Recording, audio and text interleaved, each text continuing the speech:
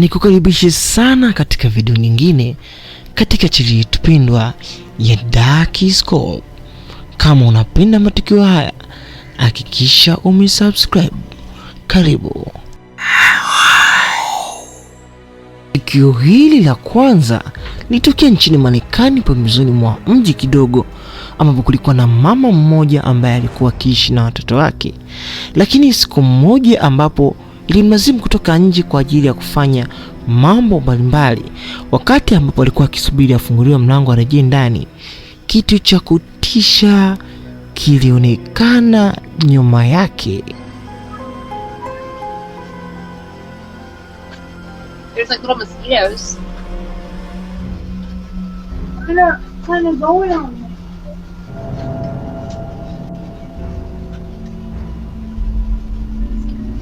What? What did you say?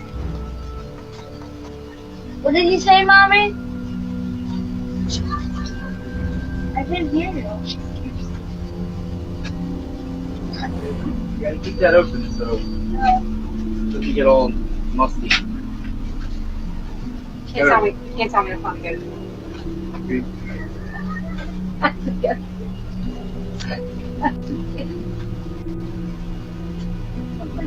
Tembea ya yule dada ilimwacha mama huyu na maswali mazito na watoto wake. Wasijue binti yule ama mama yule ametokea wapi.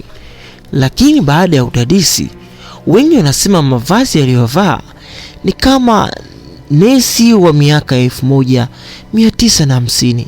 Lakini tazama sasa ni 2026, na kwa maelezo ya yule dada, yule mama au yule mtu wakati anatembea alikuwa ni kama anacheka pasipo kuonekana sura. Video hii iliweza kutrendi, kila mtu akiongea lake. It just immediately creeped me out, so I just kind of like jumped. Baada ya video hii kusambaa, jambo lingine linakuja kuzaliwa ni kwamba pale ambapo alikuwa akiishi yule binti sio mbali na hospitali ya miaka ya nyuma ambayo ilitelekezwa baada ya kusemekana hospitali hiyo ilikuwa na mambo ya kutisha tangia mwaka 1980. So a little backstory, I live about a mile from where Byberry State Hospital used to be. This is one of the, I'm pretty sure the most notorious mental hospital in the country. A lot of abuse went on there. There was lobotomies performed on patients. There was experiments performed on patients. I had to go through what these patients went through, and these people just needed help. It's just very sad. They were so overcrowded, like the nurse to patient ratio was just extreme. With 2 student nurses and maybe 3 attendants, we have all we can do to bathe the patients. Mama mengi yaliibuka baada ya video hii. Wengine wanadai ya kwamba katika hospitali hiyo kulikuwa kuna uhusisho na mambo ya kishirikina ambayo yalikuwa yakitajwa, na ndio sababu ya hospitali hiyo kuvunjika. Ni baada ya wazazi ambao walikuwa kujifungua watoto wao wakipotea katika mazingira ya kutatanisha. Wengi wanadai huyu hakuwa ni mtu wa kawaida, bali alikuwa ni nesi wa miaka ya nyuma katika hospitali hiyo, lakini yamkini umerudi kama mzimu ambao unatangatanga. Yamkini hapo ulikuwa ukirejea katika kufu hilo. Tukio hili la pili la huyu mtoto mdogo ambaye alimwambia mama yake ya kwamba kuna mtu ambaye anamuona, kitu ambacho kiliacha maswali mengi. Okay, who is it? Daddy. Daddy's right there. Is it your daddy? No, it's your daddy. Is where? Daddy's right there. Okay. Come on. Okay, show me. See? Oh, Your daddy's missing you. my daddy's missing me? That's your tail. Let's go get him. Where'd he go? In you. Okay, show me. Kama ulivyoweza kujionea, mtu huyu alikuwa akimwambia mama yake ya kwamba amemwona baba. Akamuuliza ni baba yako? Akasema hapana, ni baba yako wewe.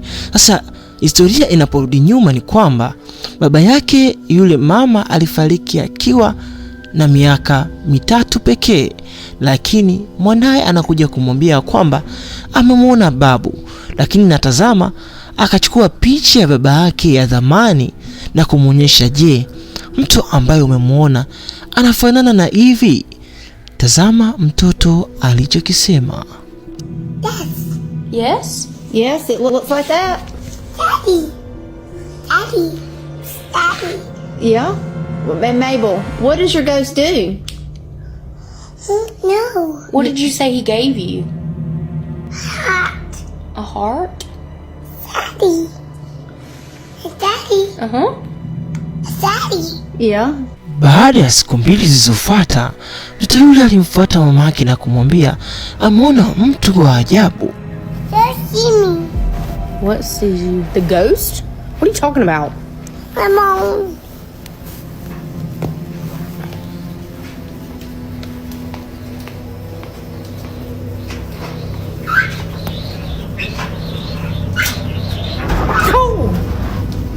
The dryer scared me and you already freaked me out.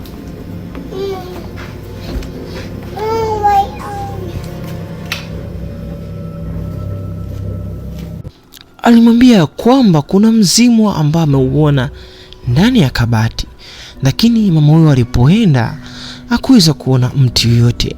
Tukio hili liliacha watu wengi na maswali. Daddy ghost.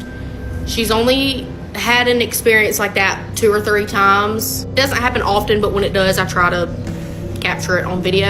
I also had a lot of comments saying that it wasn't like something nice. It was something mean. That freaked me out, so don't say that again. A lot of people were telling me don't communicate with it. I'm not. I'm scared. She is, and she doesn't understand. Mpaka leo bado majibu kamili kuhusu tukio hili hajawahi kupatikana. Natambua umri wa huyu mtoto, sio rahisi kusema kwamba habari hizi amefundishwa aziseme. Matukio ni mengi sana katika ulimwengu wetu. Cha kufanya hakikisha umesubscribe ndani ya Dark Scope ili usipite na matukio mengi ya ajabu. Tukutane tena wakati mwingine.